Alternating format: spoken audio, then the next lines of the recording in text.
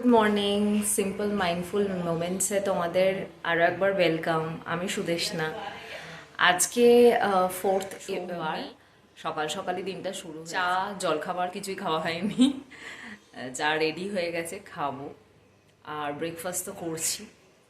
এখন ঘড়িতে বাজে 8:20। ওগুলো এখনো ঘুমাচ্ছে, আর হাজব্যান্ড এইমাত্র বাজার দোকানটা তাড়াতাড়ি করে করে নিল, চলে এসেছে।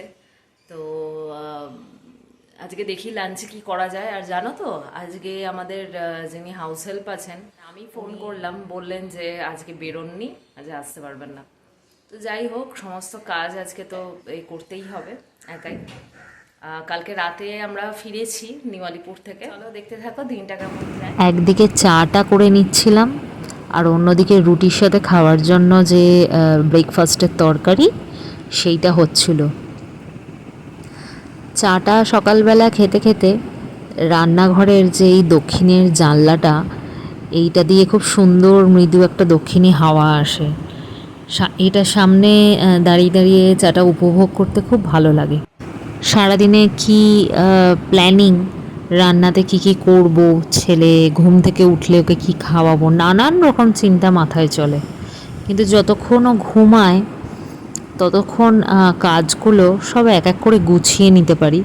যেই মুহূর্তে ও উঠে পড়ে সেই মুহূর্তেই যেন মাথার মধ্যে চলতে থাকে যে ওকে খাওয়াবো কি, কী করছে, মন খুব চঞ্চল হয়ে ওঠে।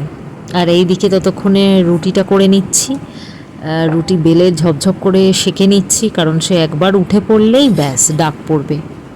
আজকে হাজব্যান্ড আসলে ঘর থেকেই করছিল কাজটা, মানে ওয়ার্ক ফ্রম হোম। কিন্তু 4 তারিখ ভোটের রেজাল্ট, গাড়ি টাড়িও কম চলছিল। এই যে উঠে পড়েছে, উঠে আগে একটুখানি মা মা হতে থাকে, একটু আমাকে নিয়ে বসো, একটু আমাকে নিয়ে ঘোরো, একটু আদুরে আদুরে ভাব থাকে ঘুম থেকে উঠে। তাকে দুধ রুটি খাওয়াবো বলে প্ল্যান করেছিলাম। দুধ রুটিটা এইদিকে মানে মেখে নিচ্ছি, আর সে কোলে শুয়ে শুয়ে ওইটা চালাও সেটা চালাও, একটুখানি টিভি দেখছি। কোলে বসে বসে মায়ের সাথে একটু টিভি দেখা হচ্ছে, একটু কার্টুন দেখা হচ্ছে, এইটা চালাও সেইটা চালাও, ওটা ঘোরাও, এই এই হচ্ছে কিছুক্ষণ ধরে। গুগলকে খাইয়ে চলে এসেছিলাম এবার রান্নার দিকে। পমফ্রেট মাছের ঝাল করব, এটাই প্ল্যান করেছিলাম। মাছগুলোকে ভাজতে বসিয়ে এদিকে ঢ্যাঁড়সগুলোকে ছোটো ছোটো করে কেটে নিচ্ছিলাম। প্রথম পাতে একটু ডাল দিয়ে ঢ্যাঁড়স ভাজার জন্য, আর এইদিকে বসিয়ে দিয়েছিলাম মসুরির ডালটা, পাতলা করে পেঁয়াজ দিয়ে বানিয়েছিলাম, তাই পেঁয়াজটা ভাজতে এদিকে চাপিয়ে দিয়েছিলাম।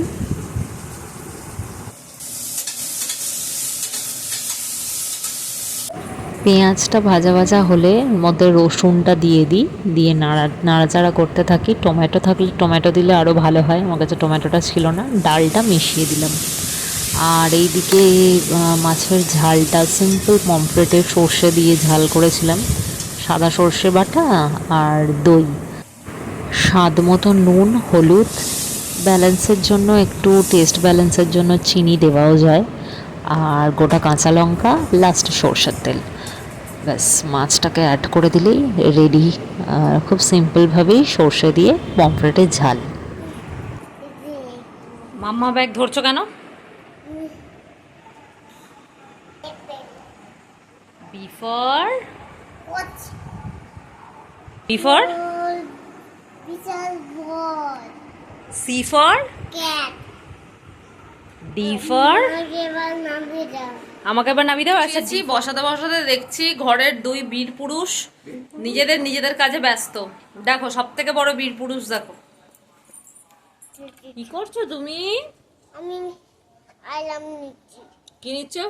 আইলাম নিচ্ছি। আয়রন নিচ্ছ? এটা কেন গুঁজে দিচ্ছ? কেন? এটা কেন গুঁজে দিচ্ছ? ওটা গুঁজে দেওয়া বলে না, ওটা আমি তারটা ঠিক করে রেখেছি। ওটার কাজ হয়ে গেলে তারটা ঠিক করে রাখতে হয়। তোমাকে কে আয়রন করতে বলেছে বিছানা? হ্যাঁ গুগল, এই হলো আমাদের এক বীর পুরুষ। আচ্ছা এই ও কাজ দিয়েছে, ঝুল যাচ্ছে। কি করছো? ঝুল যাচ্ছি। ঝুল ঝাড়ছি। আমি তোমাকে কাজ দিয়েছি ঝুল ঝাড়া? Yes.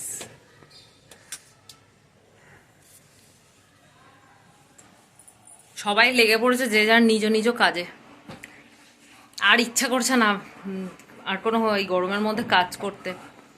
যাই হোক, চলো তিনজনে কাজে লেগে পড়ি। রান্না ওদিকে সামলাচ্ছি, পাশাপাশি ঘরটা তাড়াতাড়ি করে ঝাড় দিয়ে নিচ্ছি। আর ঝাড়ু দেবো কি, যখনই আমার ছেলে উঠে থাকে সেই সময় যদি ঝাড়ু দিতে বসি, আমি হই কিংবা আমার হাজব্যান্ডও কখনো কখনো হেল্প করে দেয় বাড়ি থাকলে, ও যদি হয় ওই রকম দৌড়াদৌড়ি করতে থাকবে। ও তো ভীষণ রেগে যায়, আমি ওকে বারবার বলছি এখানে এসো না, এখানে এসো না, সেই আসবে। ঘরে ছোট বাচ্চা থাকলে যা হয়, ওকে দিতে হবে এই কাজগুলো করার জন্য, জানো। যাই হোক, গরমের মধ্যে তড়িঘড়ি করে ঝাড়ুটা মেরে নিচ্ছি। আর তারপরে ঘরটারও মুছে নিয়েছিলাম, খাওয়া দাওয়া করে রেস্ট নিয়ে। আর জানো তো, ভিডিও করার মতন মানে শক্তি ছিল না। এটা হচ্ছে ডিরেক্ট সন্ধে না, রাতের ডিনার বলতে পারো। রাতে ওই দিনকার এত ছুটপুট কিছু খেতে ইচ্ছে করছিল, চাটার পাটার, বা রাস্তা থেকে কিনে তো লাভ নেই, সব সময় ভালোও নয়, তাই ঘরে ভাবলাম সেই দিনকার রাতে এগ রোল বানাই। আমরা সসটা একটু কমই খাই, আমি তো যদিও বা একটুখানি খাই, হাজব্যান্ড তো তাও খায় না। লাস্টে মানে ভেতরে পুরটা দিয়ে লাস্টে লেবু চিপে চাট মশলা দিয়ে হাজব্যান্ডকে র্যাপ করে দিয়ে দিয়েছিলাম। Happy হয়েছে, happy হয়েছে, happy হয়েছে, ফাটাফাটি। কম বেশি হলে বলো, তাহলে নেক্সট টাইম ইমপ্রুভ করব।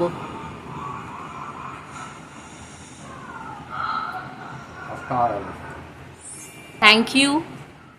ওই দিন গোগুলও ডিনারে এগরোল খেয়েছিল আমাদের সাথে, জানো তো। আর এই দেখো, সে কি ব্যস্ত, কালকে বোধহয় একটা প্রজেক্টের রিলিজ আছে, বাবু খুব ব্যস্ত। চলো, ভিডিওটা আজ এই অবধিই রাখলাম। যদি ভালো লাগে কিছু ভিডিওটায়, প্লিজ লাইক, শেয়ার আর একটা সাবস্ক্রাইব করে দিও। আজকে আসি, বাই।